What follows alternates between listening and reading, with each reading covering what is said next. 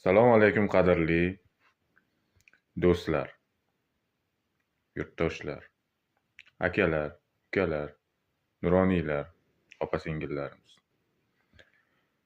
Sizlarni yaqinlashib kelayotgan xalqaro Yangi yil bayrami bilan muborakbod etishimga ruxsat berasizlar. 2026-yil barchalaringga qut-baraka, tinchlik, totuvlik, ilmkorlarga ilm, dehqonlarga mo'l hosil,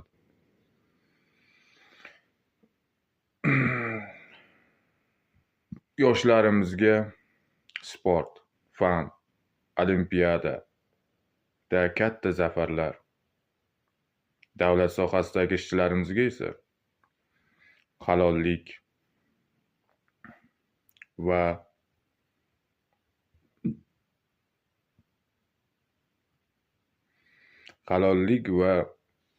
yuksak darajadagi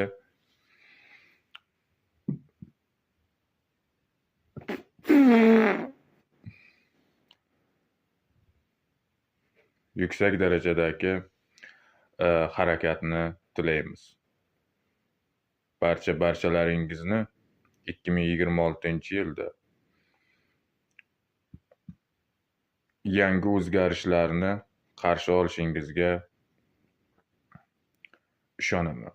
Chunki 2026-yil boshqa yillardan ko'ra tub ma'noda boshqacha yil bo'ladi. Mahallalarni obod qilish va mahallalar orqali butun jamiyatni ichiga kirib borish, kambag'al oilalarni nafaqat hol so'rash, balki ularni bugungi hayotga tayyorlash, kasbkorlik qilish, o'qitish, ularni yolg'iz emasligini doimo bildirib turish. Bu bizni birinchi navbatdagi ishimiz bo'ladi. Barchangizga, O'zbekiston xalqiga, O'zbekiston davlatiga va O'zbekiston prezidentiga yelkama-yelka turib ko'makchilik qilishni tilab qolaman va bu ish kerak. Yangi yil muborak bo'lsin. Yangi yilda barchangiz bilan ko'rishguncha